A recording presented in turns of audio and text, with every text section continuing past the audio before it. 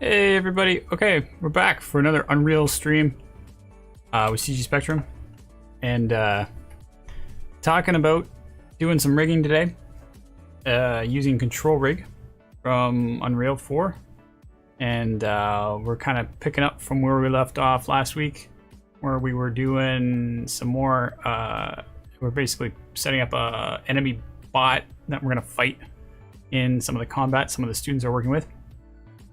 And in this rig that we're going to be doing today, I get to talk about the mistake I made last week. So, hey, Dave's here.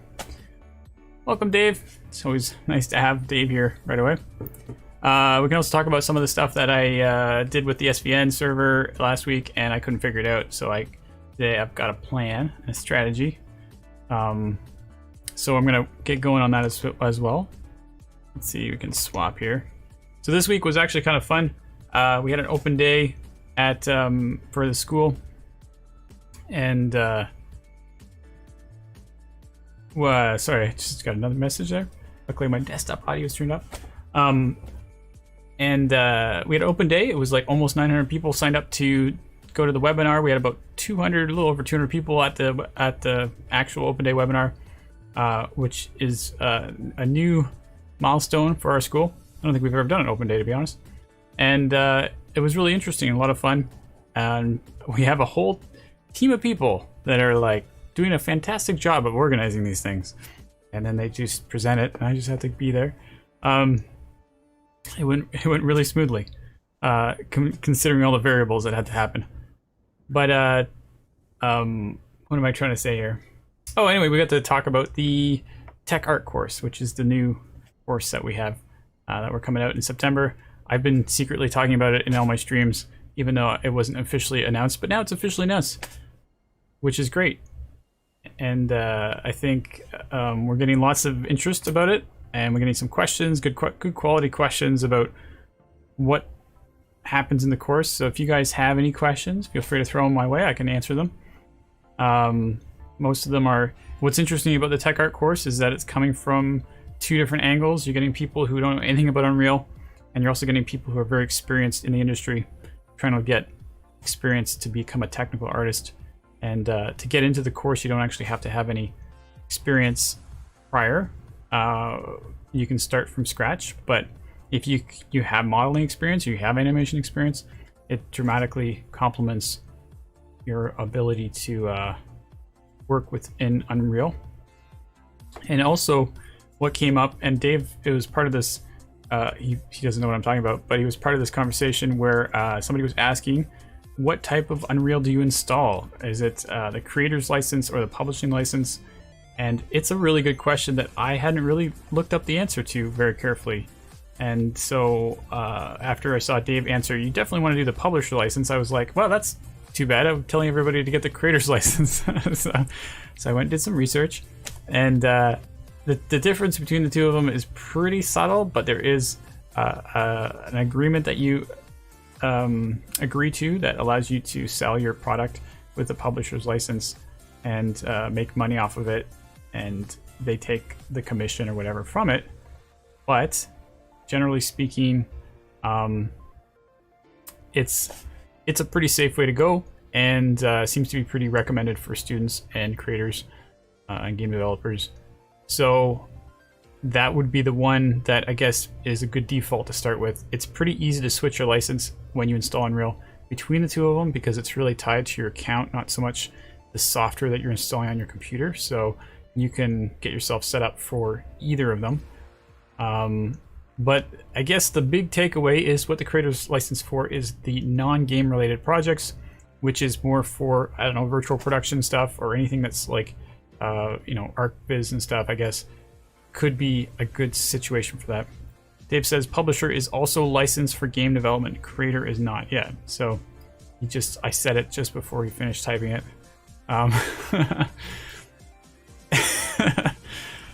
So that's the key element. And Dave's coming from game design, so he's all about the game development, and that makes sense for him.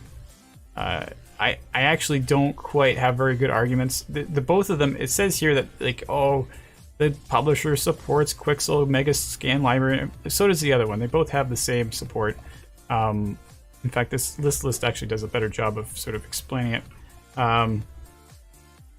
You do get some different checkboxes for the creator's license based on some of the other things that you're able to do, or what it's, I guess, designed for. But they're both good for students and educators. This one's obviously recommended, so even Unreal is telling you that the publishing license is the way to go. And obviously, if you want to make some money on your product, then that's the one you want. So I just wanted to clear that up for anybody, especially for the people that I've been giving bad advice to. I don't know if it's bad advice. It's just, the funny thing is this whole publishing creating license isn't something that happened. That kind of came up just, I don't know, maybe a year ago or something, maybe 2 years ago. And I was like, oh yeah, okay. I didn't really think about it too much. I just assumed that, you know, creator's license is kind of what we're at. But yeah, it just seems safe to pick the publisher's license. So there you go. Now, to get to, let's talk about, we're getting into all the fun stuff here. Let's talk about a bit about the SVN server conversation that happened last week, where I wanted to add this banana project. So back up a little bit here. This banana project is being put together by some students and a TA, and they are building animations and setting up. I'm helping them in our open sessions during the week to try and set this into an actual game, so that we can start to see our cycles and stuff actually work inside the game. It's at a pretty basic level right now, but we're going to slowly plug away at it and start hopefully bringing in some interesting elements. I'll be having this project open in a minute because we're working on that too. What we're doing is we're building the enemy character that this person can fight and hopefully have some fun exploding it. But my main focus is just to learn about control rig and get closer and closer to a point where I'm able to give some good advice on whether control rig is a useful option when you're trying to decide whether you want to rig things. Control rig is a very new feature, very experimental, but has some really neat directions going forward when it comes to what Unreal 5 is supporting for it. And I guess this segues to another post that came out recently, a GDC talk from this year that gives kind of an overview of the philosophy behind how control rig can work with work in your pipeline and some of the advantages. And it's nice because there isn't that many videos about control rig. It's kind of a difficult thing to learn about. And so this is a great little video to watch because it's kind of dry, but it does talk a lot about what the intention is for how you would work with control rigs inside of your pipeline. And it gets into like the idea that the animators working and the riggers are working alongside each other and building and designing what the rig does while you're going through the process of making things.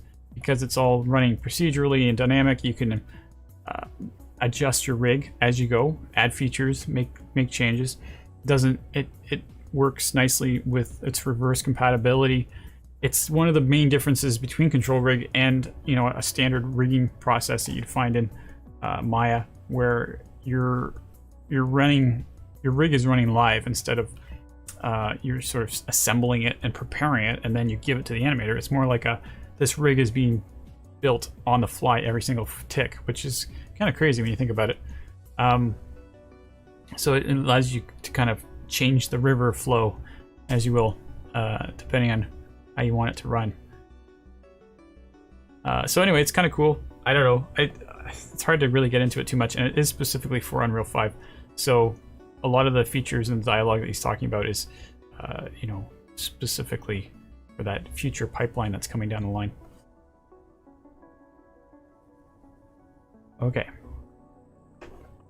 So what I was going to get to, I got off track topic there. Sarah's here. Hey, welcome. So we have this collab folder for our school in an SVN server that everybody can collaborate in. And we have this project that we put in last week, and I couldn't figure out how to get it in there very well one of the processes, if I was to make like a new folder, and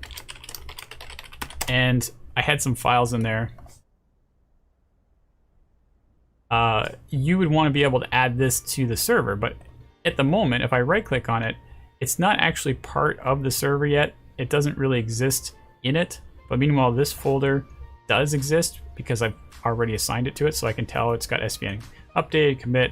It's just a different dialog. So something interesting about the SVN, Tortoise SVN, is that it's talking to a server that's external from your computer, and it's also syncing it to a folder that's inside of your computer. So to get this to actually exist on the server and on your computer, you need to be able to do the SVN checkout, and it needs to be very specific about what it is. Actually, I don't really, let's just try clicking on this. Yeah, okay, so it needs to be very specific about where it is and what it is. And that was the difference. Was right now I'm looking at this banana folder as the source of the repository, and then this is the folder that we're going to be dealing with from the hard drive. So you need to be able to put this in accurately. Let's see if this actually works. I don't even know if I'm doing the right thing here. All right, so we need to put that in accurately, put in fully recursive, and then it will synchronize, or at least that's the plan. So the target folder is not empty. Are you sure you want to check out export? It means it's already got a text file in there. I'm going to go for it because it's just a one text file, and we're going to see if this actually works. Does not exist. Completed. Uh-oh, we're not actually there yet. All right, let's go to the repo browser. This is the other way I was going to do it. This is my, I think I'm going to just keep trying to do this every week until I finally get the hang of what the heck the process is. Because it's kind of really important that we like feel comfortable about making folders, making projects. Let's see here. I didn't actually get the folder in there, did I? Maybe I have to create a folder. I'm under the assumption that I can actually do this.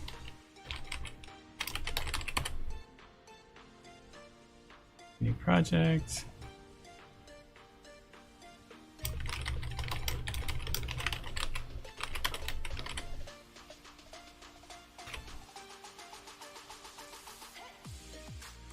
So inside of the repo browser, I'm communicating to the server directly.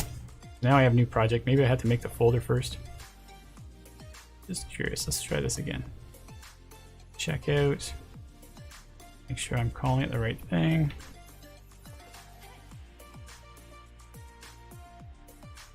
No, let's do it the other way first. I want to make sure we do it right. Because it's kind of easier anyways when you do it inside the repo browser.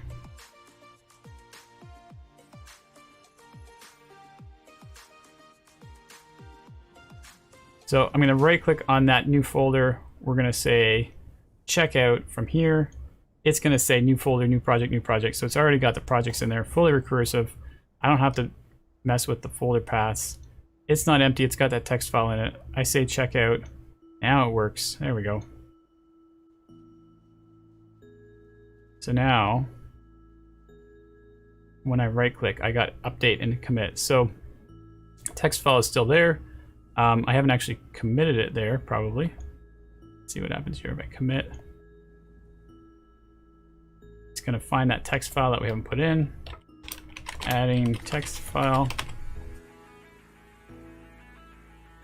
Adding, sending, complete, done. Now that file, when I right click on it, has the information on it, which means that it exists on the server. And if we jump over to the repo browser,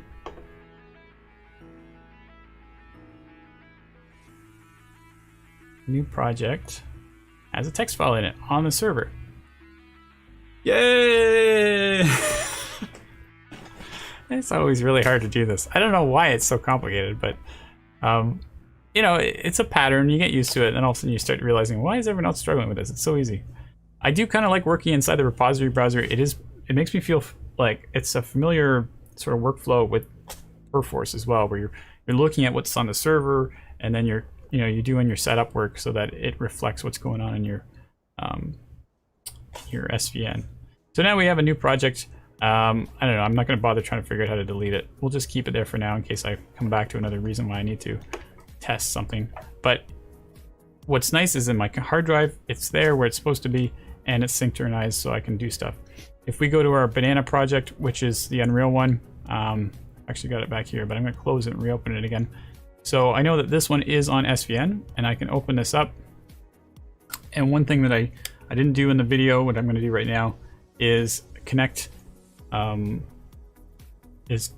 the Unreal project, oh here it is, to SVN, which is already connected unfortunately, so it's kind of looking like I'm not doing anything. But the idea is you put in the path of the repository and you put in the username that you're a part of, and then you're able to connect to it. So for anybody who wants to set up their own, SVN is free by the way, so anyone who wants to set up their own SVN server, you can always do that, and it's the same looking process here. Where I'm getting that path for it is I'm just looking at the repo browser and I'm taking the root folder. I'm not grabbing the collab obviously, and I want to just put that in the main thing, and then my username is the username that I'm using for this. I don't know, hopefully you can remember what it is. And then just by saying accept, it's going to look, communicate, read. You have these little green arrows. Hopefully that means everything's good to go. And now every file that you put into your content browser has a connection to the server, and you can technically check out, refresh, diff against other things on the server, all sorts of stuff. So this is your source control that you can work with. Whew. All right, we're done on that one. Sorry for making that super boring, but we'll try to cover it as many times as we can to get used to that workflow, because really want to start getting that established. And now we go back to our flyer robot rig, which I also screwed up last week. So I'm on a great track record here of screwing everything up. So last week what I did was I tried to make the system a little bit more efficient, where I wanted to basically skin the joints vertically and then rotate them all around afterwards. I thought, oh, I'm being so smart, I'm being efficient.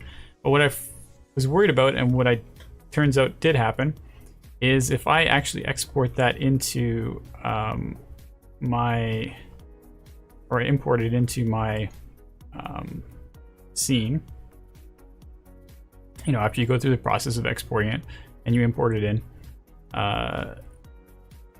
ignoring all those errors, you'll see that the mesh itself is just, the leg is just facing one way, and there's like all four legs are on top of each other right here, and all the meshes are in the same place. And if I take a look at where the joints are, they're all in that same position too, because that's where the bind pose was. So this happens easily when you're making rigs as well, is you got to make sure that where it's the way it's bound is the place that you want it to be. I thought maybe I could reset the bind pose and fix it. I was trying a couple ideas and I never got it to work. So today what we're going to do is reset it all. So when I unbind this,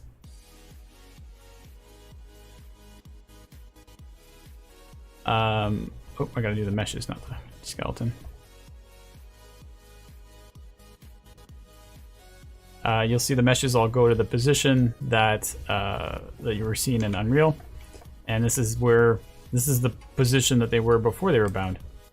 And my strategy is to just move the legs into the right place.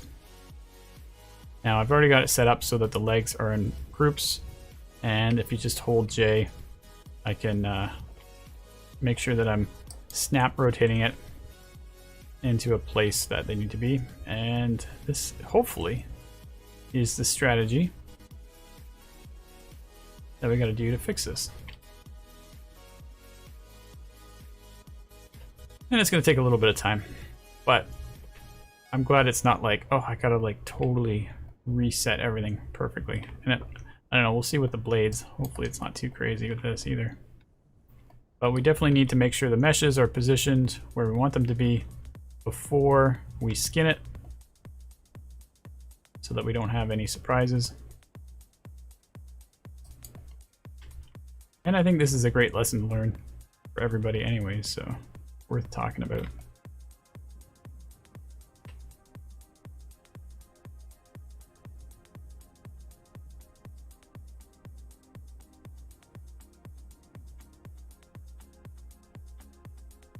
Getting my hotkeys confused. There was a really interesting tool learned that somebody, one of our students shared just last night that's related to Maya called Speed Cut. And let's see if I can find it. I just threw it in the Maya one. Yeah, Speed Cut, and it's a drastic improvement to the booleans that happen in Maya. Maya's always had notoriously old workflow for like literally when I first learned Maya back in 2002, they had booleans, and it was a really I mean, it was pretty cool at the time, actually, to be quite honest. Booleans are not easy to do. Like basically what they're supposed to do is they're carving out shapes from inside another shape. And the problem is, as soon as you do the Boolean, it bakes it in, so you can't change it anymore. So as soon as you click Boolean, it's there. Now your mesh is with that change.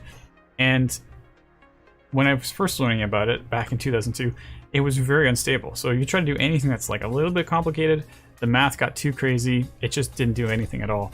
And you had to like try to make it more simple so that the math was able to comprehend it.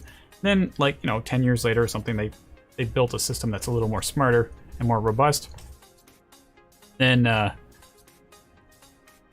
and then Blender has a much better system for doing Booleans, where you can do basically what this can do, which is they're dynamic. You're dynamically carving the mesh out of the other mesh, so you can see what the results look like. You can change it. You're not stuck to whatever it was that it ended up being. And so I would have a lot of students going, how do you make it so that I can change the Boolean after it's been put in? And I'm like, sorry, I just don't know. You can't do it. So anyways, Speed Cut is a tool that's been around for a couple of years, but now it's actually included in the bonus tools for Maya 2022. And if you download this bonus tools and you're running Maya 2022, you'll see the option in your bonus tool options. Bonus tools have always been around with Maya, and they give you a set of tools that seem to change every few years.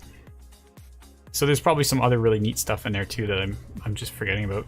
But Speed Cut, you can see there, was freshly added. So if you do want to do fancy cutting tools, I know there were some plugins that other companies were offering that did a very similar system to this, but you'd have to pay money for those plugins. So now this one's free, and it seems to work pretty well. And from what the student was saying, the topology afterwards is pretty good as well. So kind of neat.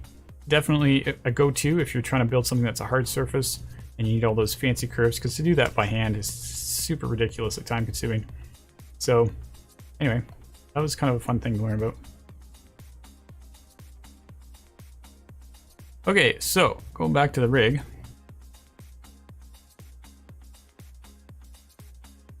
We will slowly move meshes around. Pretty exciting stuff.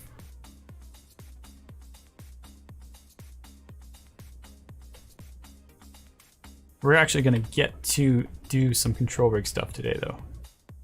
I'm pretty confident that we're going to get that far today. You know, it'd be kind of nice if we could actually work in Unreal for this course, or for this stream, since that is technically what we're supposed to be talking about anyways. I'm having trouble getting that to go up where I want it to go up. I don't know, maybe I need to come up with a better way to do it.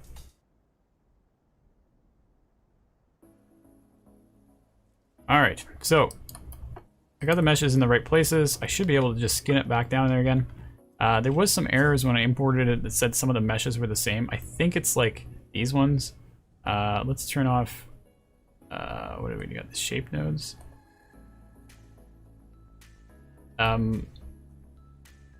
So yeah, we got lower leg, lower leg, lower leg. So it actually tries to go and rename those. These ones are labeled different names because they're like front, left, front. Oh no, these ones are not labeled properly. Okay. We got leg front, base left, upper, lower toe, and then we got leg back, and then all of a sudden we go leg front again. It seemed there was a time when you imported stuff in Unreal and you didn't have the names right that it would just like break. It wouldn't do anything. It wouldn't even give you feedback as to what happened.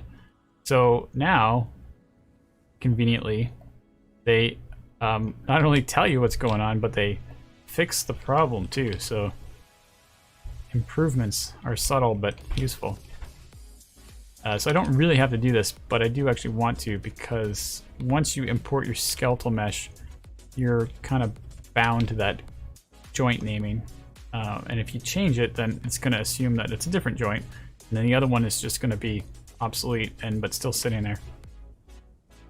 So it's supposed to be leg back, right, right, right, leg front, right, right, right. And then we have blade. Okay, right. So I think we're good now. Hopefully that's going to eliminate some of the errors. I'm not sure if the meshes have to be named separately or not. I guess we'll find out in a minute. I'm going to save this. Let's submit it to source control, because how fun is that? Take the file. We go commit. There's our rig file. I'm going to say updating with fixed bind pose.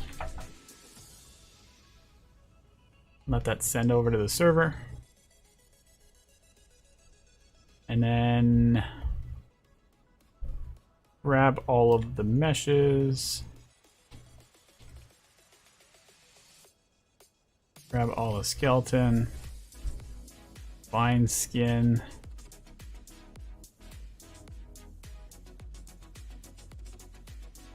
Oh yeah, so I lost my skinning. That's gonna suck.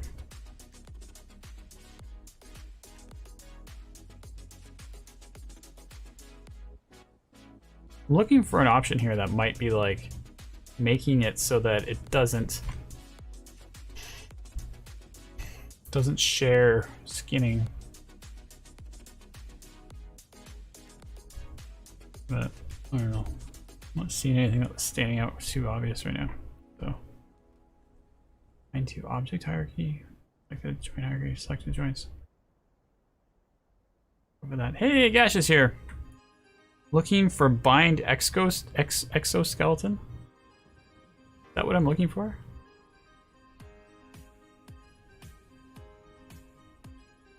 Or is that a joke?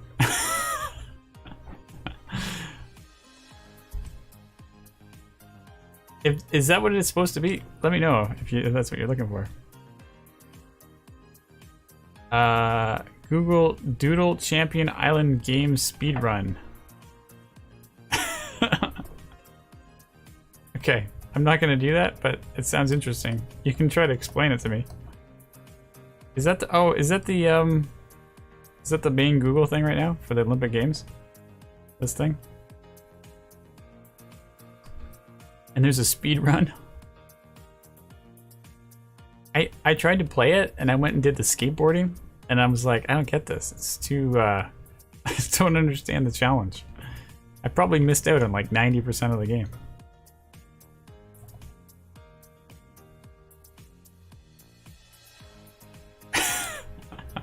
I gotta get through this rigging. I can't be watching speed runs, even if it's a speed run.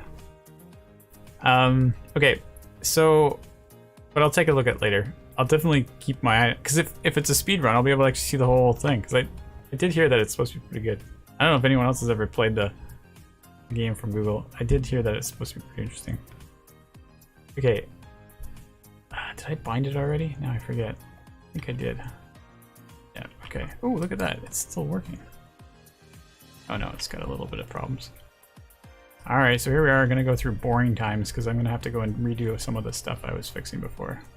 I guess the whole point of why I was trying to copy it last time was so I could copy the skinning over. I could mirror the skinning, I guess. But yeah, I could mirror it from this direction. What is this, the Z? Yeah, maybe we'll just do that.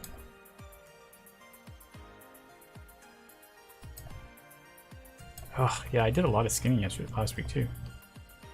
Okay, so the idea is we jump into our, I just right click on it, or right click on the mesh.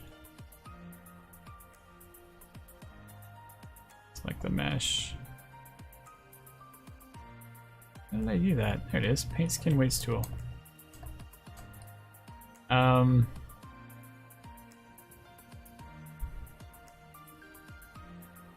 So we're gonna mirror, we're gonna just worry about half of it. I guess I almost could mirror it, a quarter and then a quarter. We'll try that. Take the upper leg, the base body, leg. I'm gonna flood it. I'm gonna give myself some more real estate here. We're not even in, let's go into rigging mode, or maybe even, yeah, rigging mode, that looks good. And we'll jump back over here. Blood. Oops.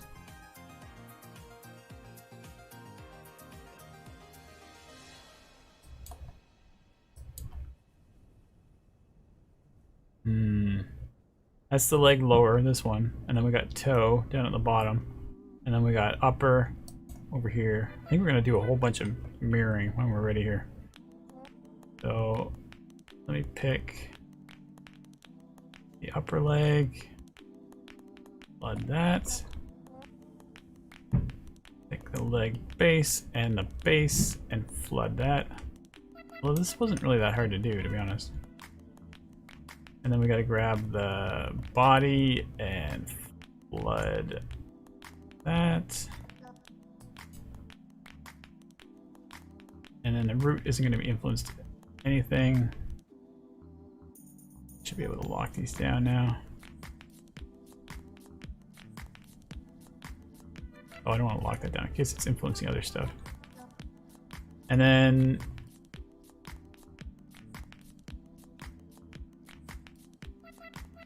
let's just try mirroring it. Gosh, I tried to play it and fell into a coma. All right, so we have a thumbs down vote on that one.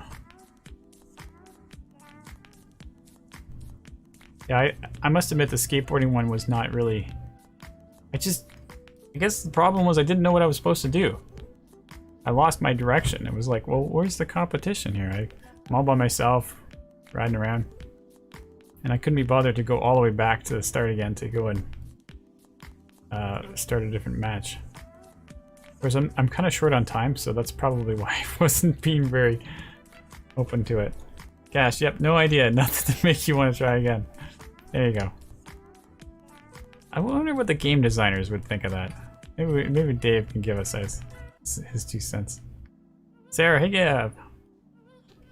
All right. I'm gonna try mirroring the skinning on an axis and see if this works, just for the sake of experimenting. So Y and Z. I wonder if I have to have all the meshes selected or something. Closest joint, closest point on surface.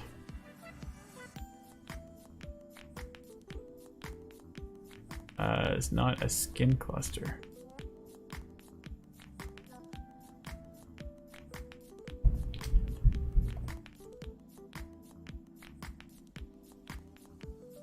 Let's see here, nothing.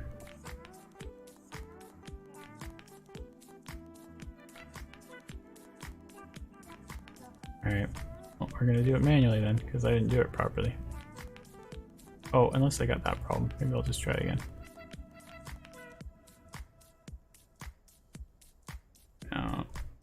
Looking for this It'll look like that. I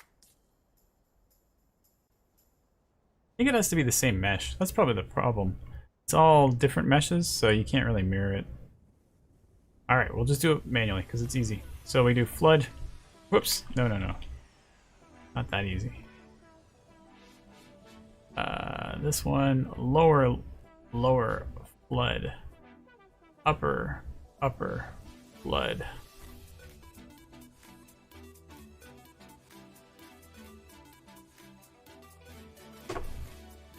My mouse just died. That sucks. Time for backup mouse. Base, flood.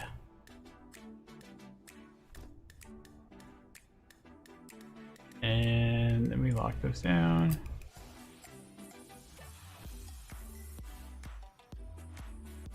Problem with this backup mouse is the button doesn't work very well. Really wish hadn't just died. May have to step over and get some batteries.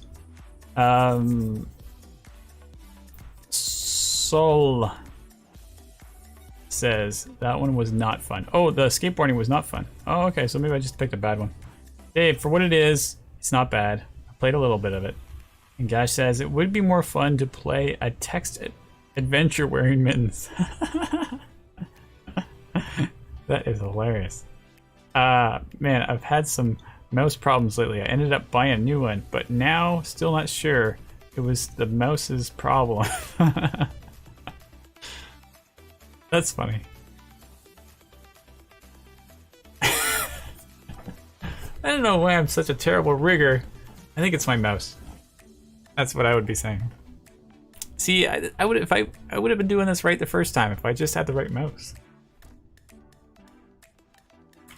Ugh. Actually, I've got a sideways mouse, so my backup mouse is just like a regular mouse. So like right now, I feel like my body's like, what? Why is this mouse so flat?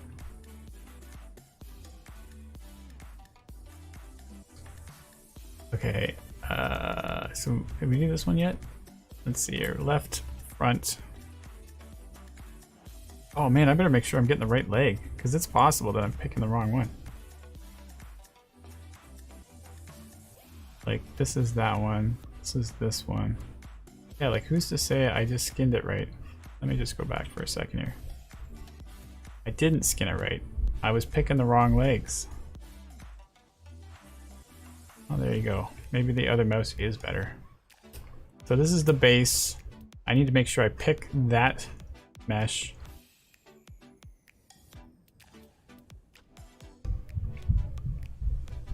Oh, maybe I did do it right.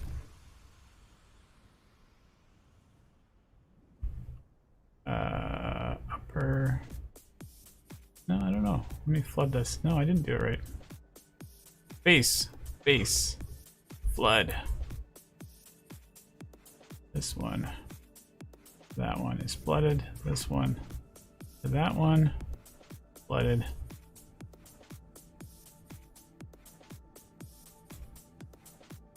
And the toe would have no influence. Now we're on this joint because it's highlighted. So we go base. Which one is it? I gotta really name these differently.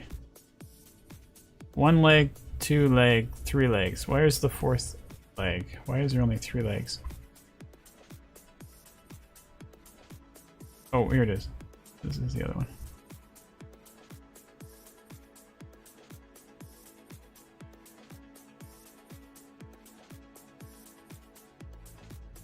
Okay, there it is. Flood. And this one is ready and flood. Lower leg and lower leg. Flood.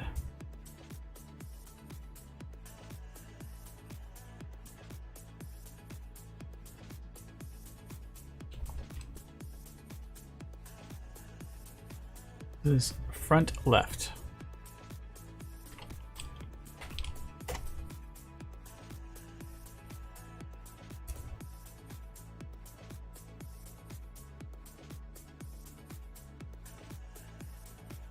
This is front right.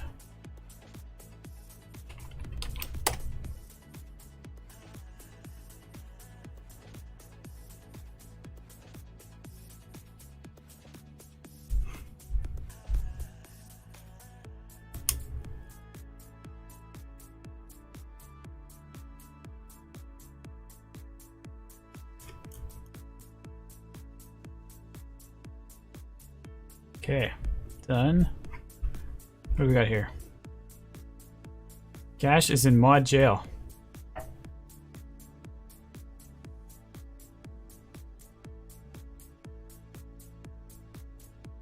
What's mod jail mean? What are you trying to say?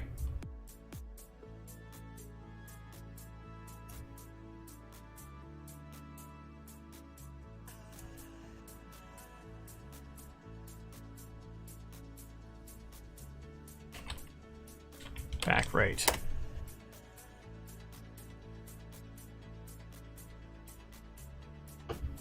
Back left.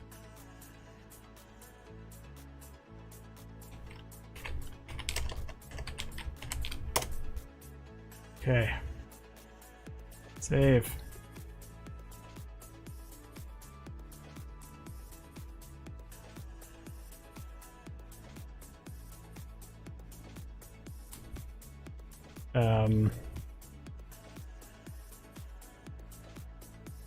I'm like, is this really a great workflow to keep doing this? But I guess so. We're gonna commit that change and say adding skin weights to legs.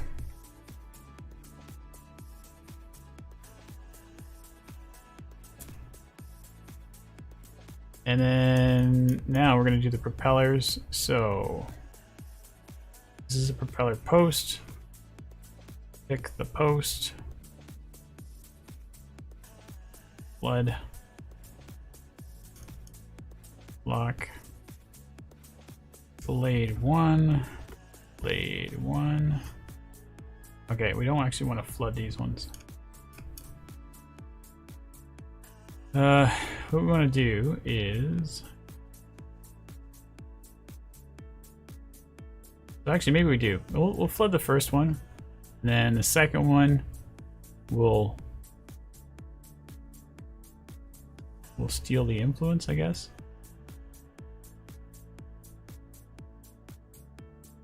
This is a situation where you have multiple joints to a mesh, so...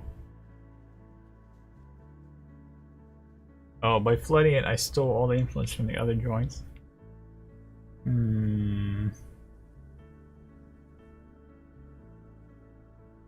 Alright, let's not do it that way.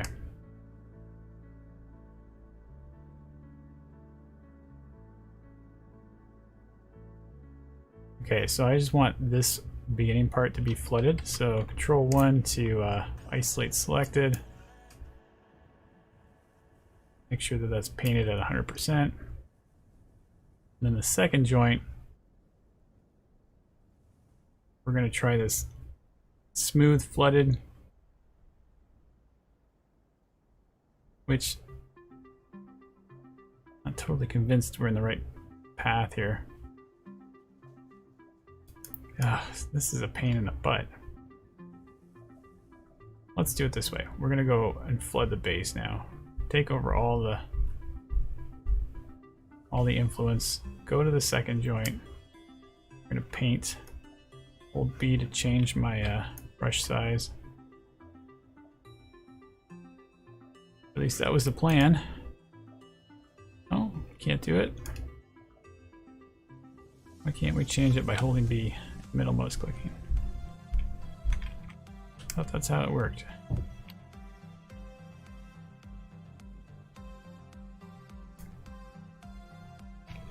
Okay, we're gonna change it manually, I guess.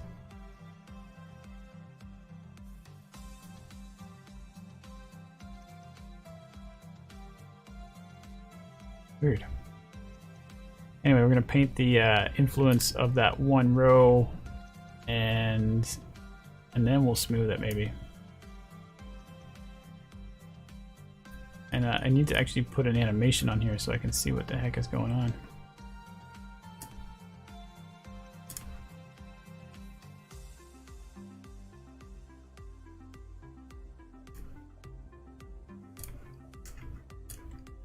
So I'm gonna take these joints and I'm gonna animate them by keying the first frame.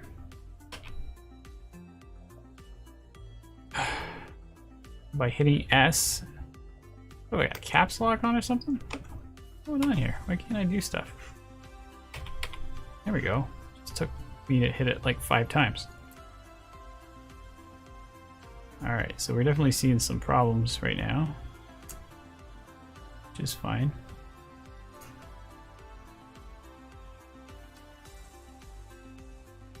It's a lot of skin clusters. Let me grab the... Oh, I don't think I froze all the meshes and stuff. Ugh.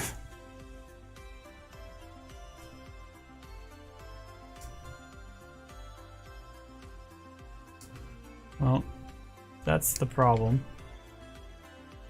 Then I'll be able to copy the skinning over. I don't know if you can tell, but this is a life of rigging. At least in my world. You're always stumbling around trying to solve the next thing and trying not to forget the last thing. Sure hope we can get to Unreal today. Alright, so what we're gonna do is we want to let's try smoothing the joints influences. So again, we got this one.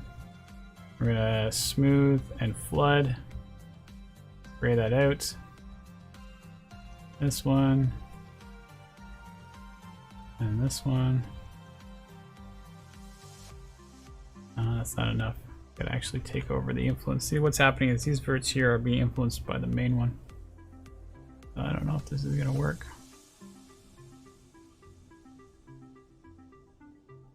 I'm trying to make it so that I can use this cool. Oh, there we go. Not quite influencing the end piece enough though.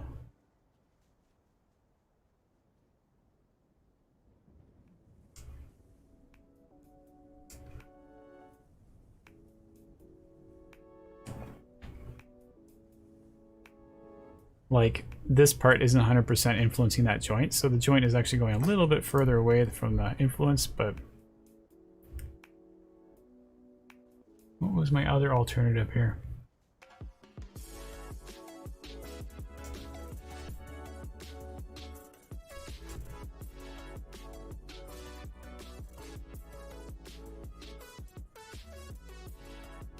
If I take the skinning of the end here and I just paint it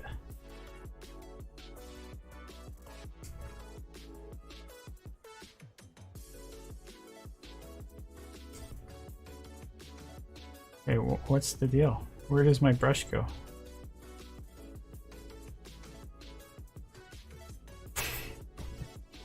What is happening? I think it's time for a Maya restart.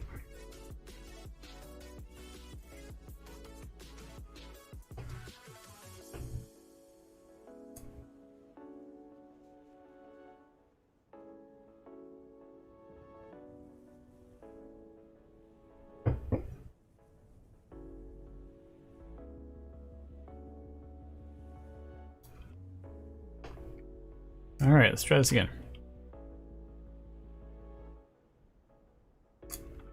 I don't really have to worry about this, but I really would like to know the best way to do it for, because I got to do it again for the other ones. So rather than do it and then regret doing it 3 times, I want to see if I can do it right. So I grab this, there we go, now my brush is working. Adding 100% to the end so that it actually lifts where the joint is, but you can see it's a little bit... Whoops, I just did flood. Smooth flood.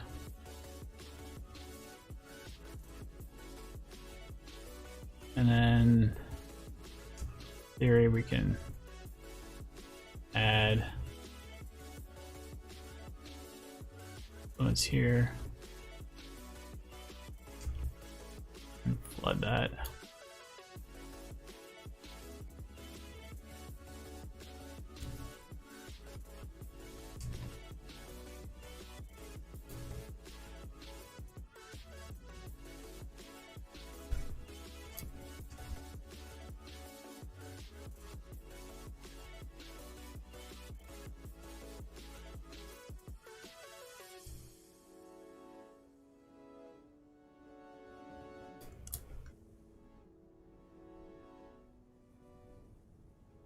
Okay, it kind of works. Okay, so I guess what I did was I had to paint it and then I had to paint it again. Ugh. Lame. Let's see what else we can do. Go to a different mesh. Go to this one. Let's just see what this one animates like.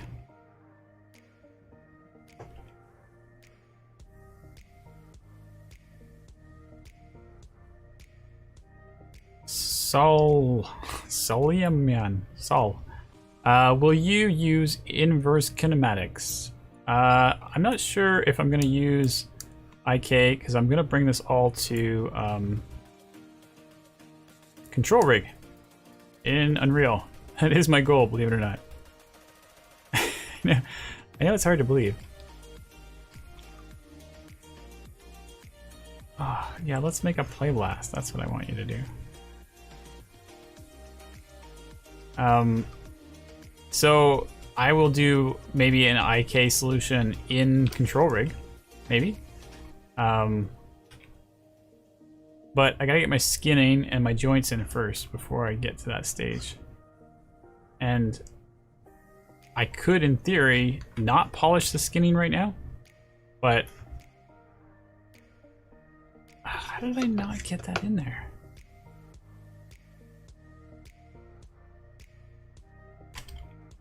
Oops, let's translate.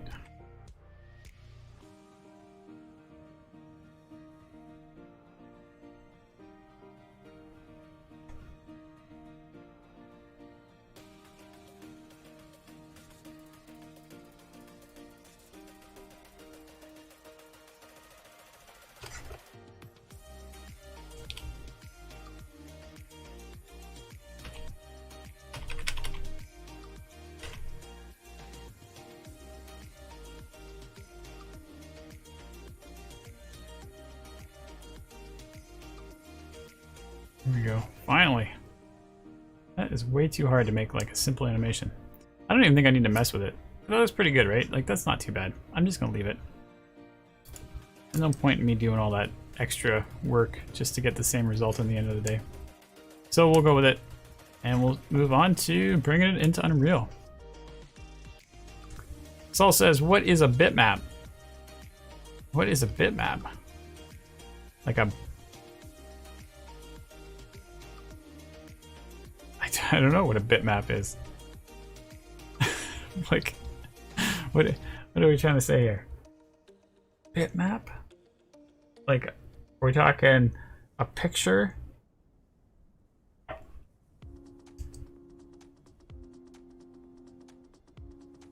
Man, my brain must be like not working because that sounds like I should know what that is.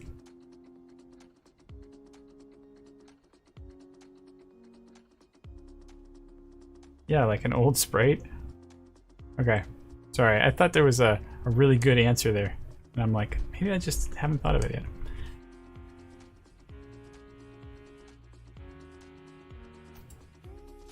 I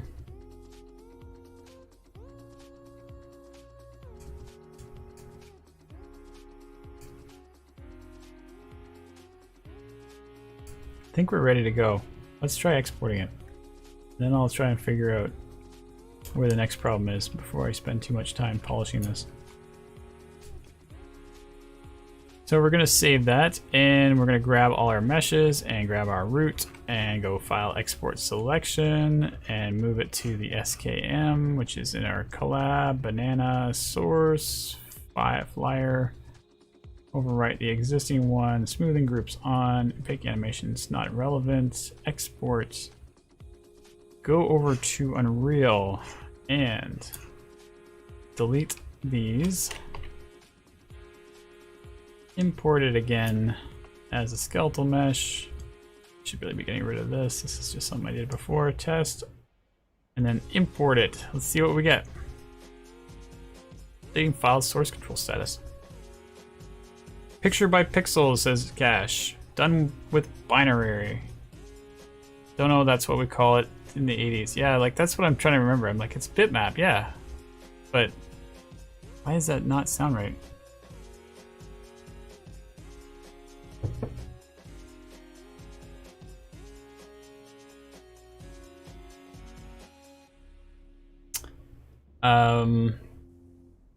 Skeletal mesh, import mesh.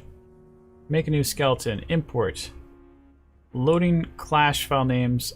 Okay, so these are the mesh names. So yeah, it's automatically renaming the mesh names. I thought it was going to be the skeleton, but it doesn't seem to matter. So we're good. Go. Hey, and look at that. It's got the mesh in the right place. Actually kind of relieved because I didn't want to go back and try to figure out another problem. Although I shouldn't say anything yet because it's possible. Even though it looks correct. It also looks really tiny, but I think I measured it out first. It's also, there's other potential problems that are happening that I don't know about yet. Anyway, that's what we need for getting to the next stage here, to get the control rig. I need to jump over to... Any digital image would be a bitmap, I would assume. Yeah, I kind of agree with you there, Gash. Except a vector image, of course. BMP. I guess that's what it is. BMP. And like, okay, we gotta look this up because this is ridiculous. Like, I'm having trouble with BMP.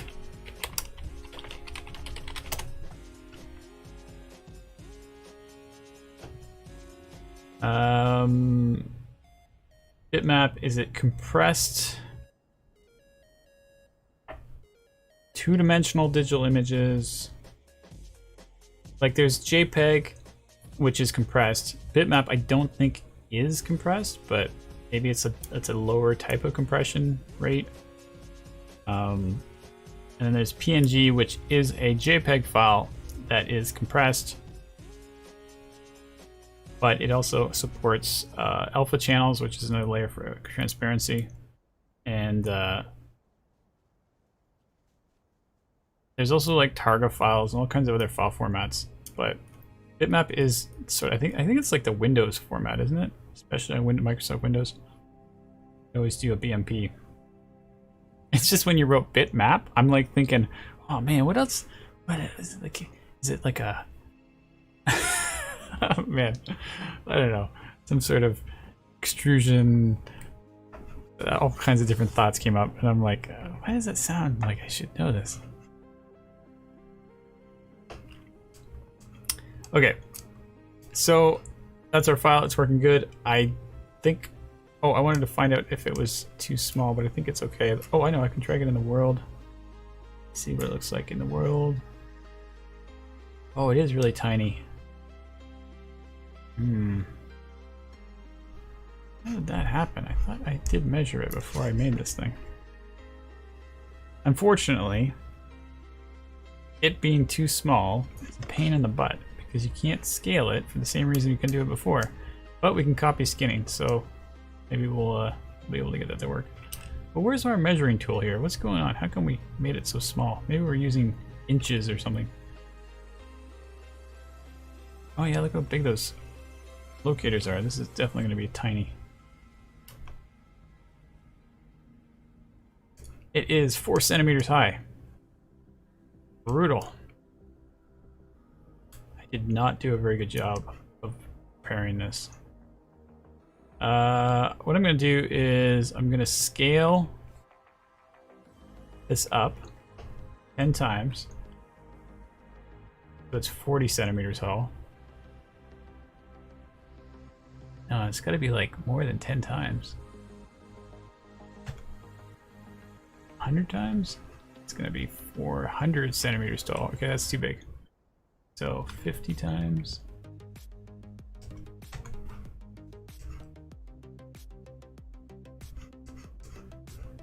Oh no, I gotta get all the joints. This isn't gonna work. Make a group. Scale up the group.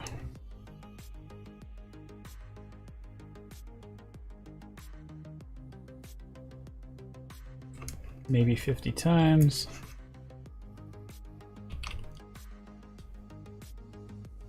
Now it's 225 centimeters tall. Okay, that's kind of too big because that means you're going to be bigger than humans. It's only supposed to be like maybe 1.5 meters tall. So we'll go down to half that.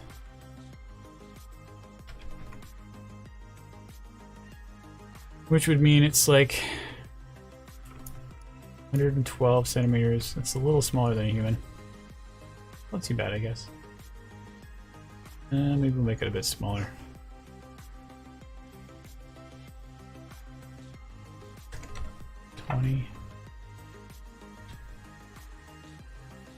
All right, 90 centimeters. That sounds like a good height. So now if I unskin everything, the mesh is going to go back to its shrunken state. So what I'm going to try and do, and see if this actually works, I better submit this version.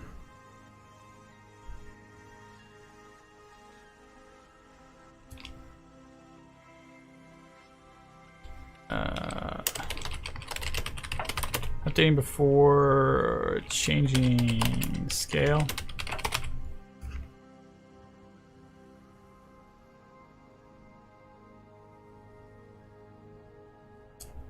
And I'm gonna duplicate it, or I'm gonna duplicate the meshes. Maybe I'll duplicate the meshes. Control D. So this is the old. My plan is to steal the skinning from the old one and put it on the new one at a new scale.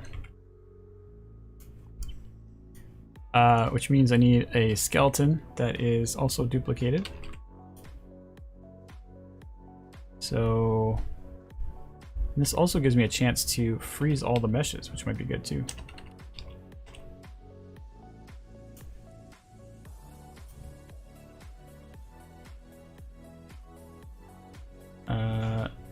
These meshes, this new skeleton, still part of that group, so Shift P. Got a transform, which is trying to offset the scaling issues, but I don't really care. So shoot.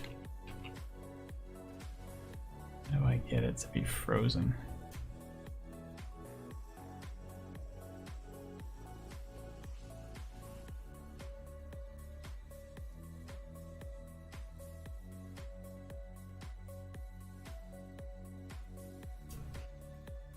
I'm gonna set the skeleton to 0 and then hit Shift P on the root, and it still has a root transform.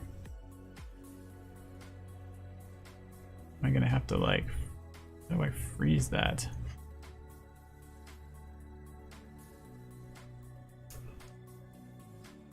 Oh look, it's actually not changed.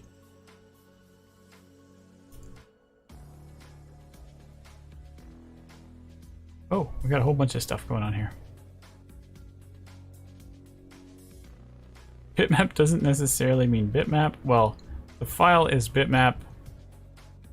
Oh, when you say bitmap, it doesn't have to reference a bitmap file, if that makes sense. Ah, it's a generic term for an image. I've confused myself with that statement. Gosh. There's Brain Hurts. He likes bacon. Still has to go. So I was like, I'm out of here. These guys don't know what they're talking about. Bitmap is a file format. Bitmap is really any digital picture, no matter how it's compressed into other file formats. Is a file format. Bitmap is any digital picture, doesn't matter how compressed the file format. All right, good to know. And accept vectors, or are they? I don't know. I don't think vectors are the same. It's definitely a different type of format because it's not thinking about what color each pixel is. It's thinking about the math behind the image. Saul is finding this entertaining. And Sarah says there's a bunch of new free things on the Epic Marketplace. Tanks, planes, helicopters, yachts. Really? Where do I find that? Let's see here. Before I come back to my chaos of my rig. Marketplace.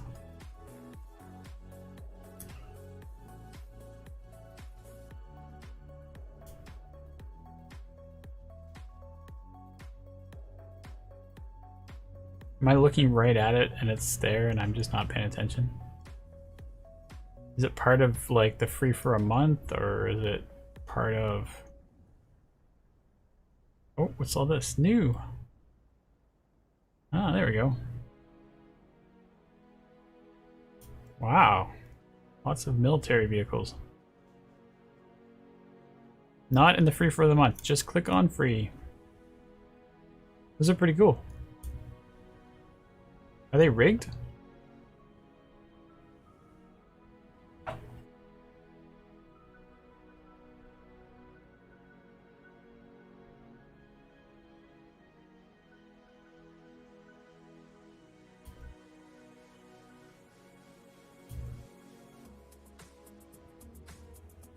Track speed driven rotation and visual effects for road dust. Damaged vehicle state. Dirt rotation. Emissive material for headlights and brake lights. Textures controllable via blueprint. High quality vehicle mesh with both woodland and desert textures. Compliant with SISO entry reference number 1.122241. Okay. Well, if the track speed driven rotation is means that these tracks will go around in a circle, that's pretty cool. That's a tough thing to do.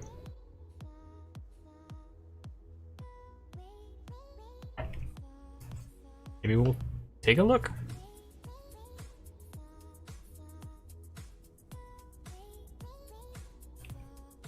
I don't know if I want to put it in the banana project. That sounds just ridiculous. Alright, I'll do it anyways. Wait, there's two banana projects. Which one's this in? There it is. And I'll just delete it afterwards. Alright, so the problem I'm at right now is I've got a... wait, where's our skeleton showing? Why is it not showing right now?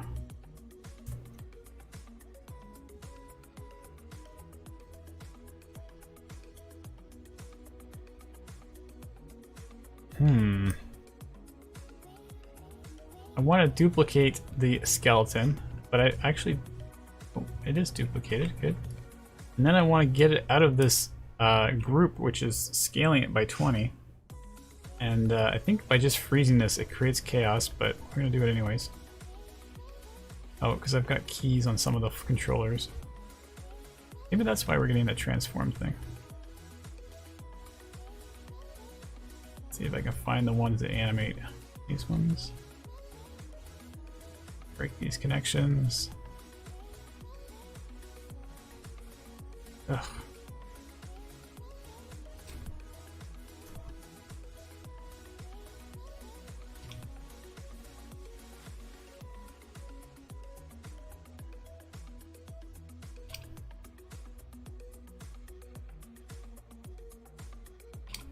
What's going on here? Why are you not looking like I'm selecting you?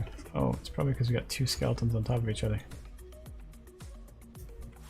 Get rid of this one for a sec.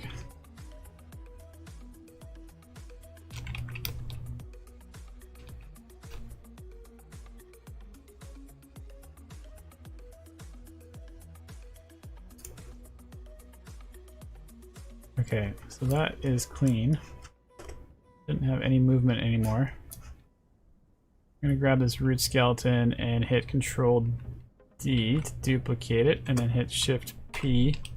And it's still got a transform on it, which sucks. And it's got 20 on it because it froze it and it doesn't listen to me. Well, we'll put this back to 1. Oh, was I putting my transform to 0? Maybe that's why it was all weird.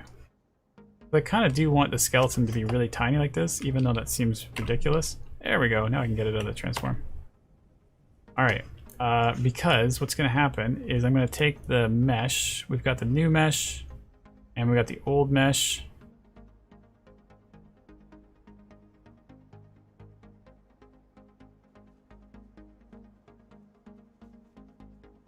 We're going to do 0.2.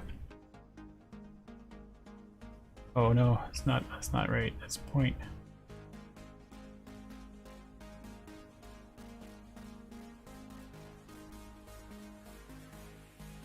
What's the math? Why doesn't that work? I gotta figure out what 20 divided by what? Oh, is it also being influenced by something? I could just eyeball it, I guess, but that's not what I want to do. I was thinking as soon as I unbound the skinning, oh, maybe that's what I should do. See if I can unbind it. There's no mesh to detach. So the thought is when you unbind this skinning, it goes to the perfect size, which is what I want. But that's because that's the size that I bound it to. But I still want a mesh here that is the same size as the really big one. So I probably should have done this before I scaled it up. And then I scaled it up so that I had a mesh to work with. Man, that's really complicated what I'm trying to do right now. Gosh says, if you're into insects, what a great starting line. I'd started modeling some, but then I found this free. Not sure if I can post a link here, but Google Zero Kobo insect models.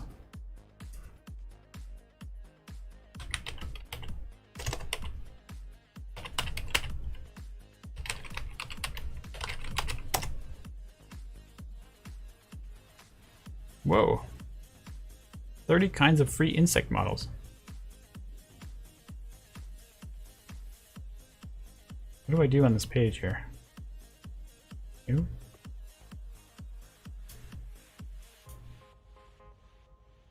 Wow. Yeah, no point in modeling one. Jeez.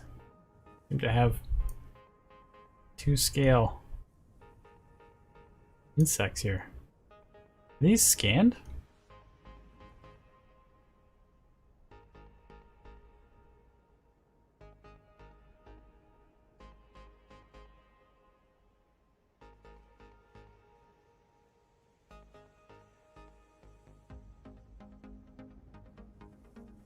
Yeah, they're great. Thanks for that, Gash. That was awesome. Let's put that up on the Slack. We have one that's called like models or something.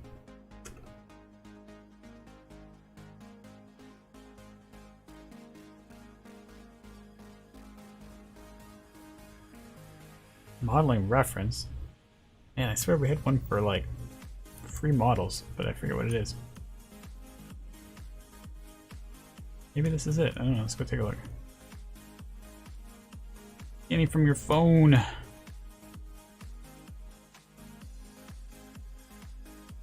Yeah, this is probably it. Model reference.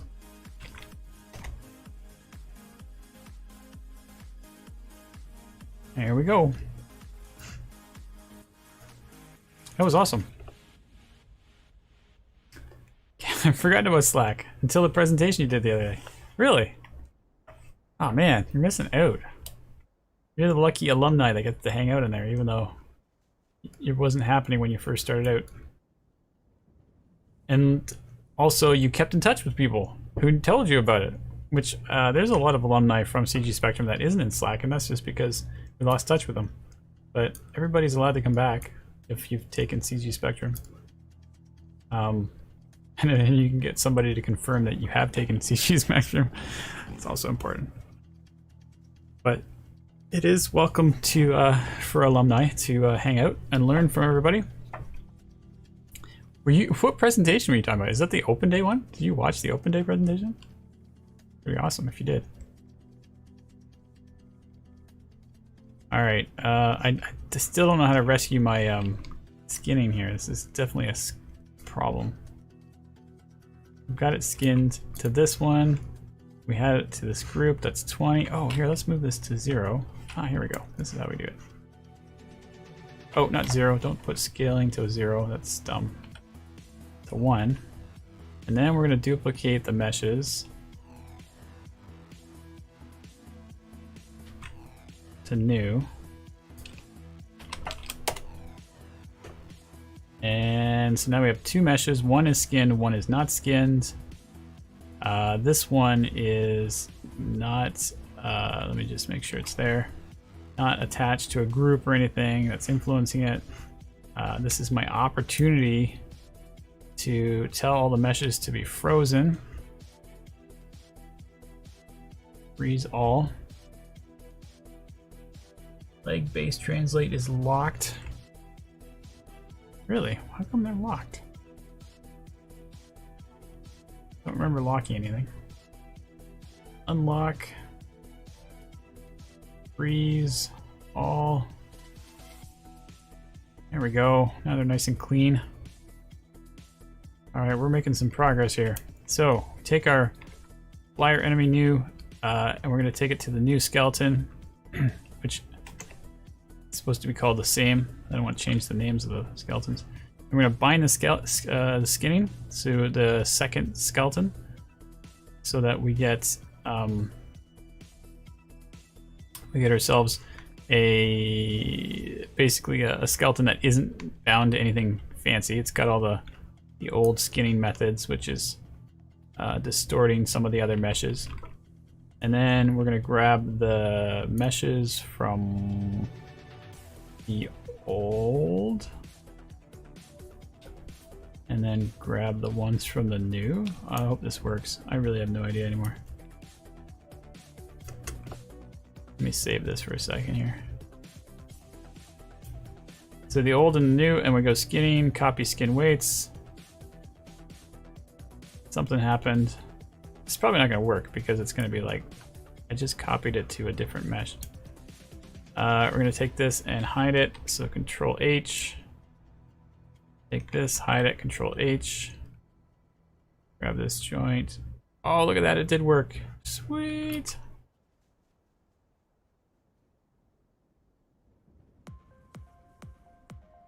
Nice. All right, we just transferred the skinning to the new mesh. Let's see what we got here. Dash says, yeah, I did. Thought there might have been some classes. But you know, we got the live streams. Yeah, that's right. You got free stuff right here. Gash says, heart sunk again about the funding. Oh, Aussie course accreditation or whatever it is. Ah, I see. You need that Aussie accreditation for it to work. Well, we do have stuff in the works, man, so just keep your ear out. We'll see what we can do for the Aussie accreditations. Obviously, there is the opportunity to go through ColArts, and there's another school too that we're with that's in Australia that you can get accreditation. Sarah did it; she went through it twice. So we'll see. This guy's just still patiently waiting. Yeah, we have lots of fun things coming up down the road with the school. It's definitely exciting times. And by the time, you know, we got this tech art course that we're just releasing that is really promising and looks really good. But as you probably know, when you first start a course, it's a little rocky at times. So if you give it 6 months or whatever, then we'll have the flow a lot better and make sure that everything's all piecing together. The mentors themselves get used to the flow as well, so they start to go. They know what to talk about. They know what the problems are, and we have all these new mentors that are working in that course. So they're all kind of not really familiar with the idea of how Q&As work and stuff in a traditional sense for CG Spectrum. Sarah says, I went through ColArts. I think Mark said there was a uni in Australia that was also going through CG Spectrum. Yeah, we have 2 schools, but I don't know. The other one isn't really. It's kind of on hold right now, from what I understand. So we're just mostly just colors right now. But Wollongong is the other one. So you can always talk to them too. See what's up over there. Yeah, there it is. Sarah got it. Dave says you should get someone to do a trial run of the tech art course to find issues. That was subtle. I like how you just played that in there. Maybe the TA, maybe a TA named Dave should do a trial run of the tech art course just to make sure we get all the issues. That's good. Yeah, I don't know. I don't even know what to say to that one, because it would be really helpful actually. But to be honest, we're just getting it ready to go. Like, it's gonna be out the door as students come in. Like, there's just gonna be this very quick crossover. And the first 7 weeks of the introduction to tech art is actually just the same as our game production. And then we start getting into like more interesting rigging and control rig stuff and all that kind of stuff. So we just found out today there's this contact that we might have who really knows his stuff about control rig, because he actually works at Unreal. But we're gonna see if we can get communication with him and see if I can pick his brain, see if he wants to become a mentor. Sarah says, I'll do it. That's funny. Gash says, well, I did say you needed that when I did the last course. Did you really? Oh yeah, well, that's perfect. I mean, to be quite honest, we also really have been looking for an opportunity to do a tech art course. We just can't guarantee we'll get the numbers. But now virtual production is a thing. We're getting the numbers, and it's a pretty safe bet that this is a course well worth doing. In fact, we're not only getting the numbers, but we're also getting like studios asking for like custom tech art courses. Like, it's turning into whole things that we didn't expect. So it's definitely going well. Dave says, all I hear is excuses.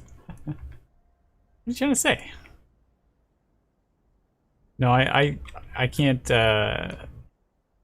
say anything about being able to give you any kind of trial course for it until we actually see the need for it. But right now, we're not really at that point where we're like, oh, we should get someone to test this out. It's more like, let's just make sure we get the content in time before the students get to the thing. That's our main focus right now. And it is working out. Will Fauché is doing a fantastic job pumping out content, and I'm reviewing it all the time, trying to make sure it's got all the conditions met, which Dave, you won't be able to help us with because we have sort of a formula that we're working with. So we'll see. I'll let you know though if it's something changes. Okay, so we've got our rig. I'm gonna get this exported before the stream finishes, and I'm gonna take what we got here. I should probably save this. I should probably submit this before I screw it up. Pre-skinning mute rig.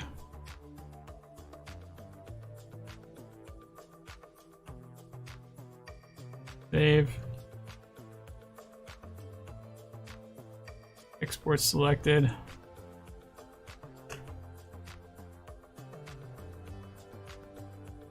This one. In theory, I should be able to just re-import this and it'll be fine.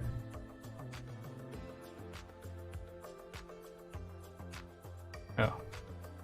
Something's changed.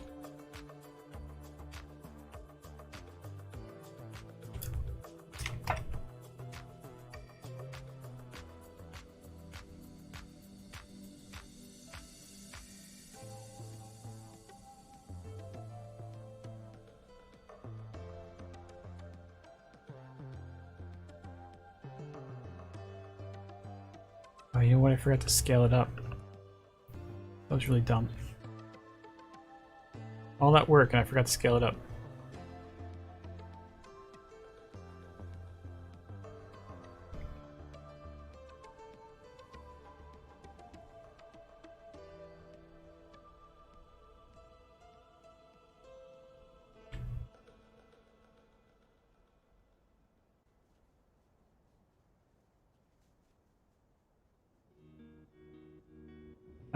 Dave Cash says there's about 8 hours in rigging this 24 vertex model, Simon. We have a budget, you know. Man, this is so normal. It's a simple rig. It'll take 2 minutes. Don't worry. Oh, fruit. I did something wrong. Oh no, I did it wrong again. Ah, shoot. What am I doing here? I like to think that what I'm doing is useful because everybody's seeing how not to do it. It's like, oh, okay, don't do this, or that, or this, or that. Don't do that. Alright, so we're going to scale it back up. This time I'm going to scale up my skeleton. Well, I got to grab all the skeletons. Select hierarchy. I don't think this is going to work. Oh yeah, it did work, good. And then we're going to freeze the scaling, I think. Be able to freeze scaling for skeleton.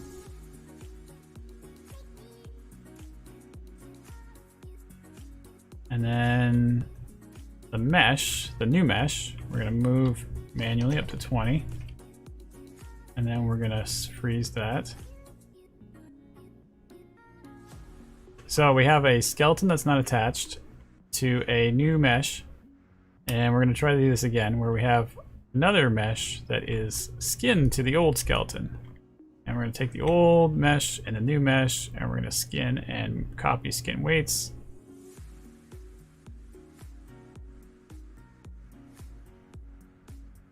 Oh, I haven't skinned the new mesh to the new skeleton yet, so the skeleton and the new mesh, skin, bind skin.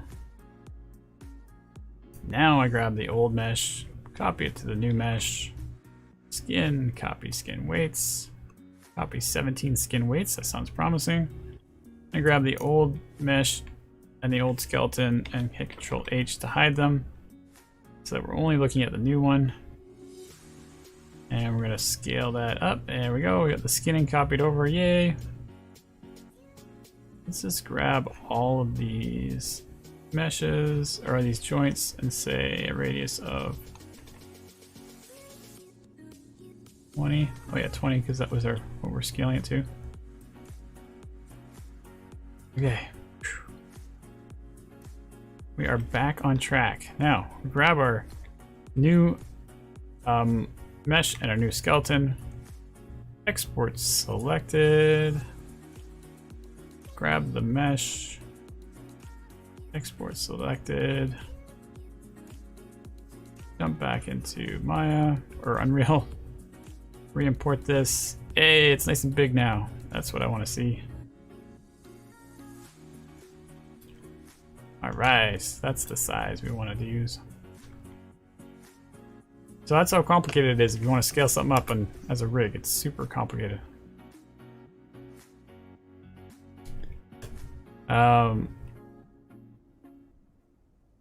come that didn't save? Save. It's updating source control. See, it's talking to source control automatically. It's so much easier now that we're in Unreal.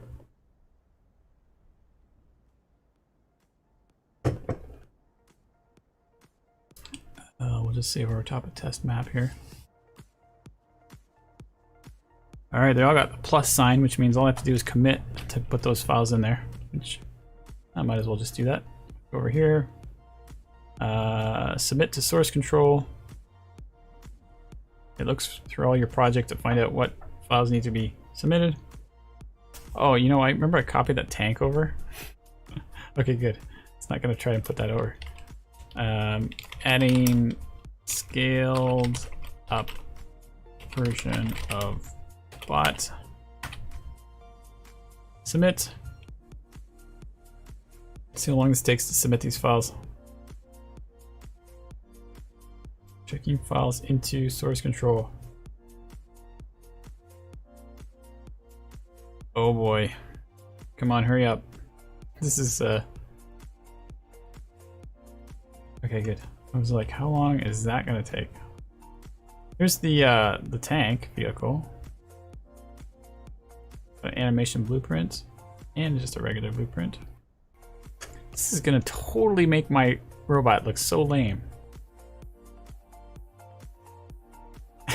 It's gonna be like, yeah, I made my robot, yay! And it's like, fruit. It's like this amazing tank now. It's great. At least I got some scale to add to it. It almost looks like the Mars rover thing, or the Mars flying add-on that they put on there, whatever they call it. Definitely get crushed by this tank though, no doubt about it. This tank looks awesome though. Let's see, is there any how do you control it, I wonder? Just assume that the blueprint was going to have some exposed variables that you could mess with, but I don't see anything.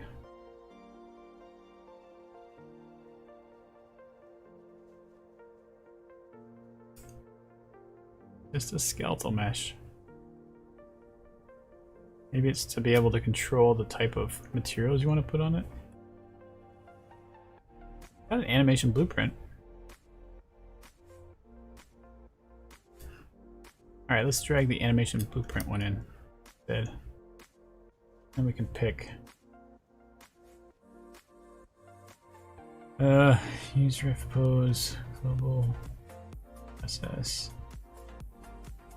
M class, use animation assets. They don't have any animation assets. That's weird. Let's just take a look what's going on in here. Whoa, we got some stuff. Rotating wheels. Okay, so it's procedural animation, not dynamic. So we have a value of a wheel rotation that we should be able to preview by increasing wheel speed.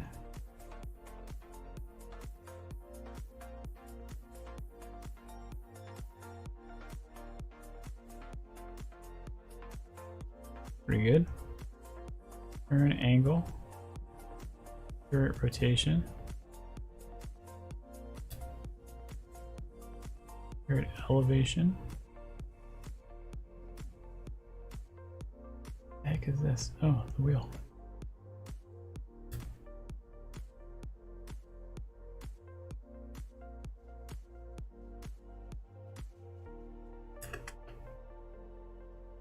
Hatch angle. I don't see the tracks rotating. I wonder if that's a procedural thing or something. Speed offset, what does that mean?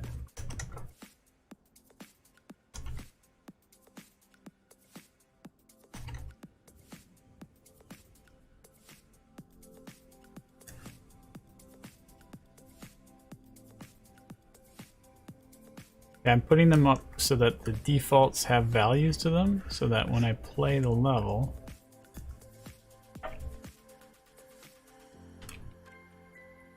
okay, what's the deal here? I think we've got a game mode. What's going on here? Just want to be able to fly around for a minute.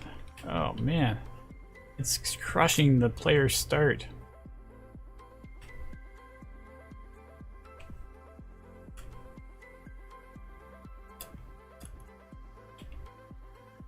So the wheels are turning but no tracks. Wheels are turning but no tracks. Okay, so I don't know if they can do the tracks or not. I really don't know how that works. It is a separate mesh. No, it's not. It's the same mesh. I think I've gotten a little distracted here. I don't know if you noticed. Skeletal mesh. Got that. Okay, so it's a different texture set, which makes sense because it's the same texture looping over and over again. But We got wheel joints. Let's turn on the skeleton. Yeah, so unless it's a morph target, I don't know. I think it is though. I just don't know how they would do it then. Although there is joints at the bottom. Maybe that's detecting if they touch the ground. Maybe it allows them to like pop the wheel up if it hits something. But how could you do it and not have the track moving? It just doesn't make sense.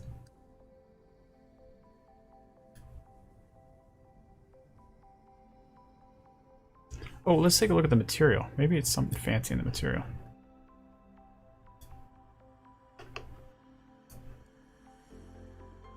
Custom UV set offset used for tracks movement. There we go.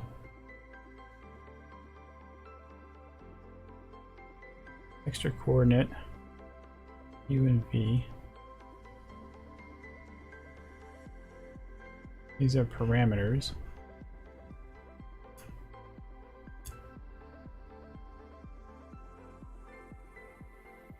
There's our... Wait, there's no material instance for it. Weird.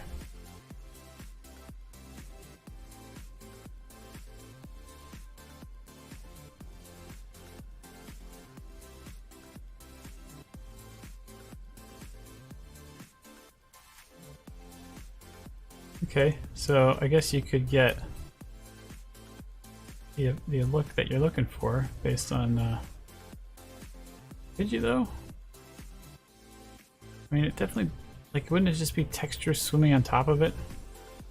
It is geometry after all. But wait, does it go into customize UV? I thought maybe it was going into world position offset so that you could make it look like the track's geometry was moving via that.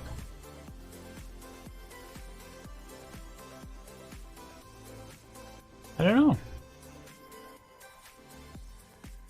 I'm confused.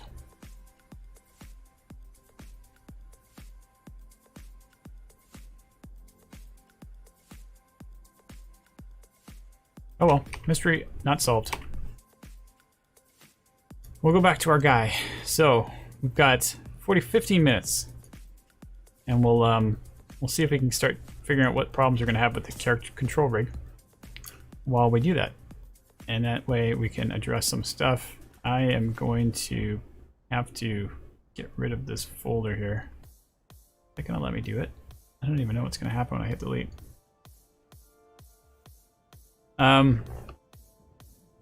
We can take a look at some of the animations that we have from the flyer robot.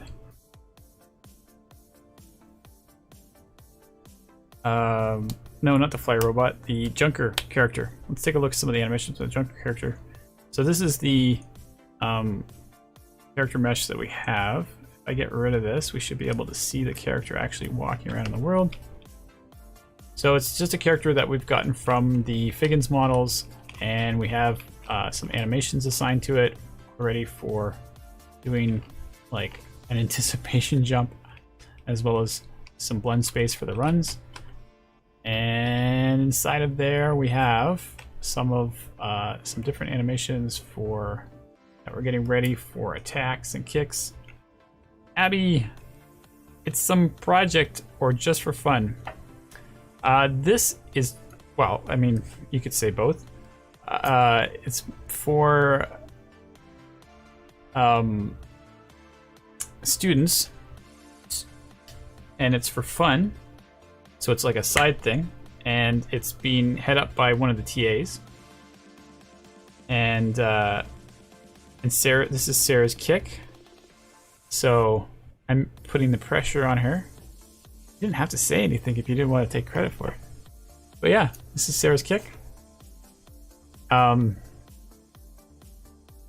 got punches that need to be polished up, but I'm actually quite fine with the state that it's in order to move forward, because it's okay to have proxy animations and placeholder animations as we're building the look of it. It's pretty normal workflow where you just kind of rough out a movement, put it in, implement it, and then look at it and go, okay, well, how can we make this feel better? Because it's sometimes really hard to see or get a sense of what the feeling of your character is supposed to be until you actually start getting into it. And like even in this case, we've got our run cycle, which is cool. Oh, we just added a jog cycle recently, which I got to rename still. And as we were looking at it, we're like, oh, that's a pretty cool jog cycle, but it's got a little bit of a hitch on the one side. It's a little bit of a poppy cherry one, you know. And then when you start looking at it through the blend space and deciding, well, let's see here, is this kind of like the walk, and then they've got a happy jog, which a little bit of a limp, which we're going to work on. And we got our run. It actually kind of works fairly well in this context because, you know, if you're ever jogging, then, you know, you're not really in a rush to get anywhere anyways. And then you get into your sprint, which is more focused. So seeing it in context like this really can help give you guidance in terms of which direction you want to polish.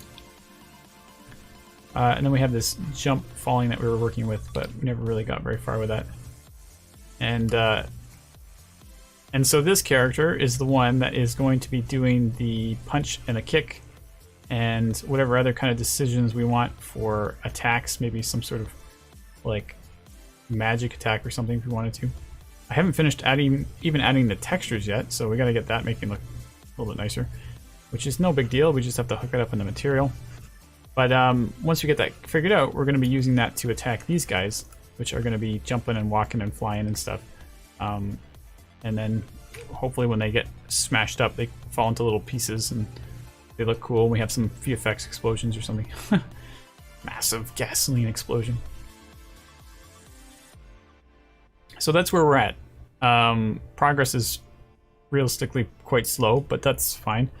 Most of the bottleneck I feel like is on me anyways to like implement a lot of this stuff.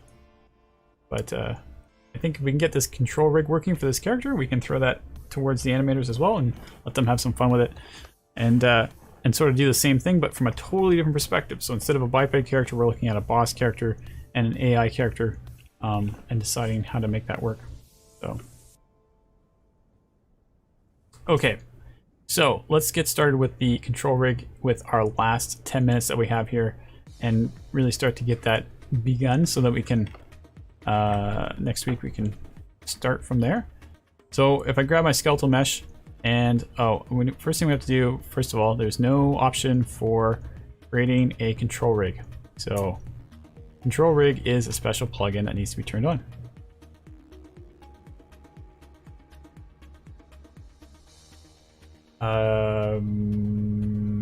Abby says, can we use mocap in game industries, or do they just animate manually? Dave has to go. All right, man. Thanks for being here. Have a good night. Okay, so to Abby's question, do we use mocap? We totally use mocap in games industry. That is probably the majority of the time is using mocap. But when you talk about game cycles, it's a lot harder to do. So because the game cycles have to be really fast and very specific to the motion, we tend to, or at least from my experience,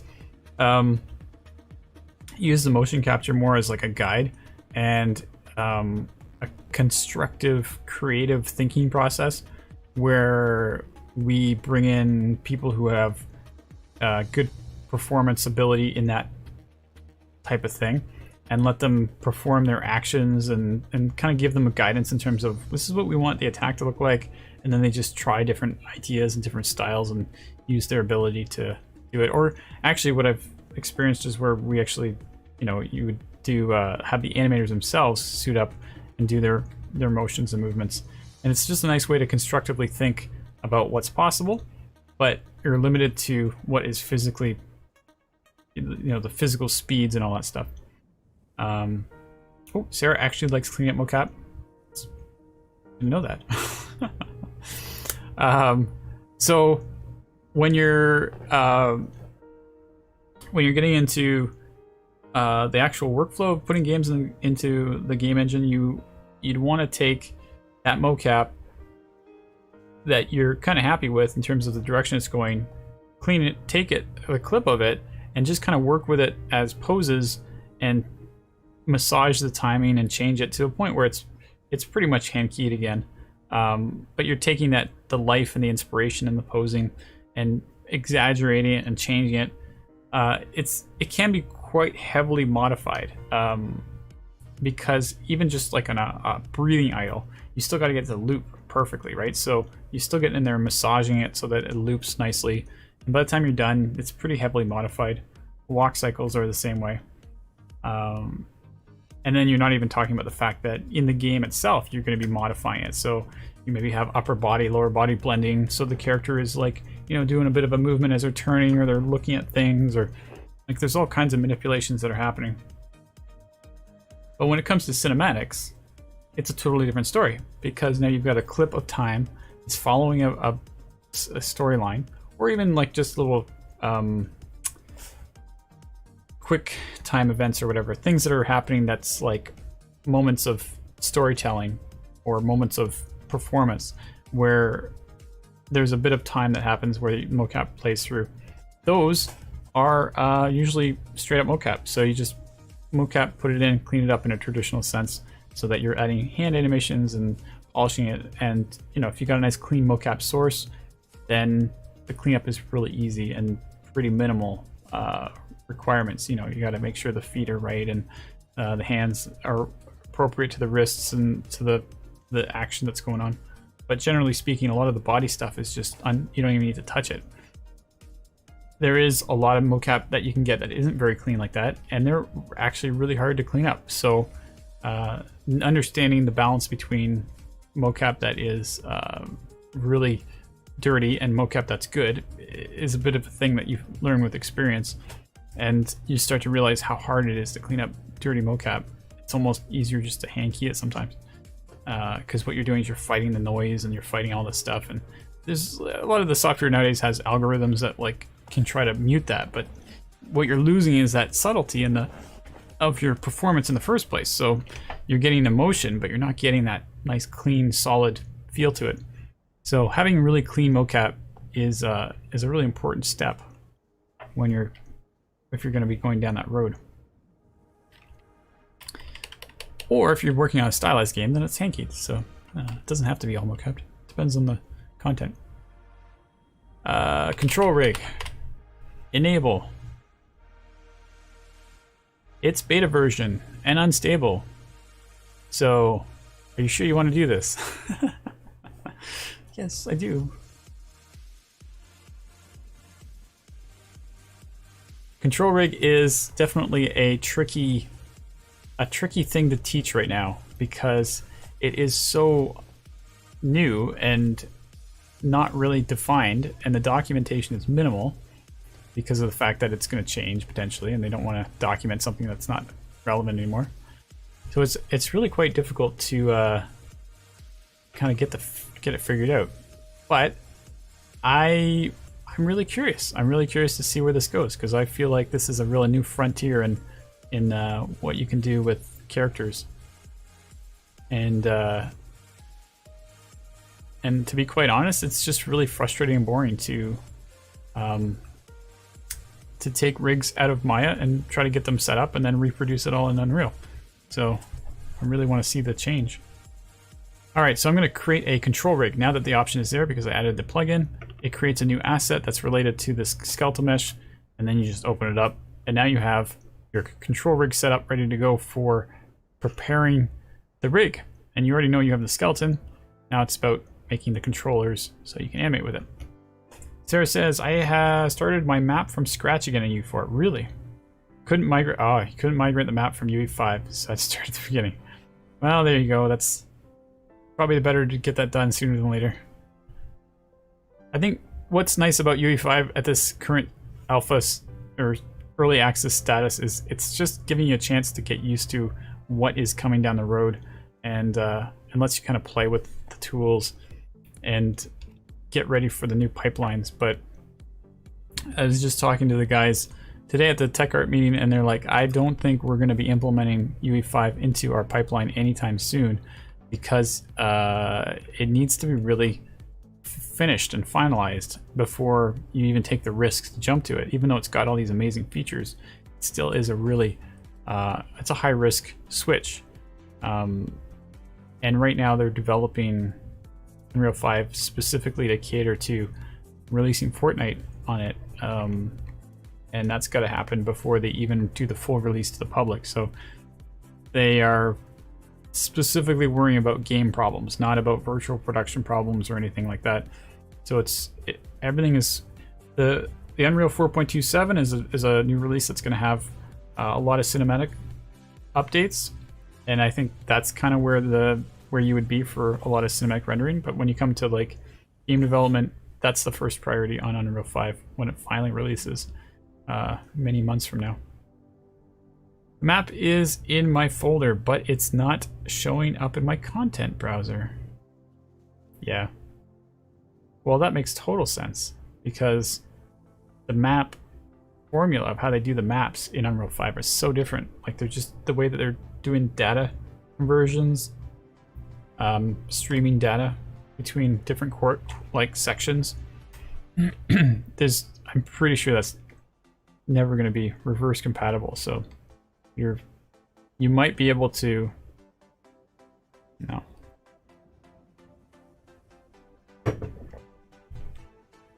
Yeah, sorry, I didn't mean to end it like that. I'm just thinking about how maybe you could export meshes, but then it's not very efficient. That's not the way to do it. So I don't know.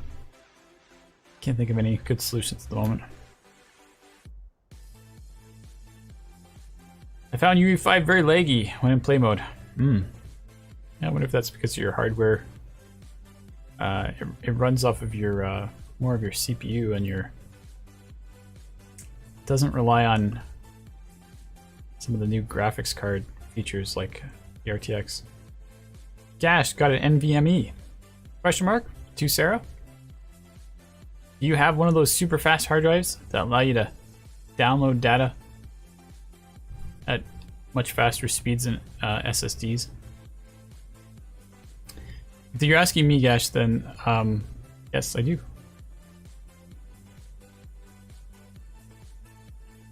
Yeah, it's the future of all this fancy, unlimited polygons and everything is really balancing on transferring data from your hard drive to your memory really fast. And so having a fast hard drive is going to pay off down the road, but they're pretty expensive, and you need a motherboard that supports that type of special type of hard drive. Gash bought an extra just for Unreal 5. I think I kind of did that too. Although I bought it well before Unreal 5 came out, but I was like, because I knew that this was one of the struggle points is hard drive speed. So I was like, all right, I'll invest in a 2 terabyte NVMe, which luckily they don't cost as much as they used to. But man, it was when I was first looking at it, I'm like, whoa. Even now, it's still like, whoa, that's really expensive. I bought a motherboard a while back with 2 XM2 slots. So yeah, so XM 2 M.2, oh, 2 times M.2 slots.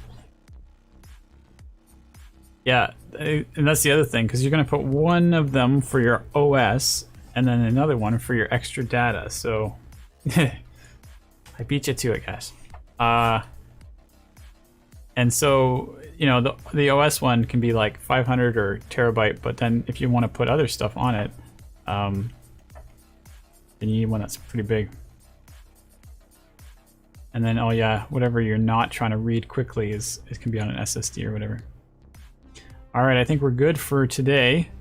I've got this ready to roll for next week to start building the rig, and we'll be able to start setting that up so that we can get some animation controls ready to go. Should be kind of fun. I'm glad I made it past that big wall of trying to get it out of Maya. That's always a struggle with the rigging. But anyway, thanks for everybody for showing up. If you guys have any advice, or I'm not sure what I'm trying to say here. advice for what I can do in future streams, feel free to throw them my way. I don't have to keep doing all this rigging stuff each week, but for me it's quite interesting, so I feel like we're making some good progress with the control rig. But you guys are welcome to suggest ideas and we can kind of explore different directions. But otherwise, I'll leave it there. Thanks everybody for showing up, and see you tonight. Going to try and see your stream. Does Gab, you got a stream? Wow, I don't know anything about that.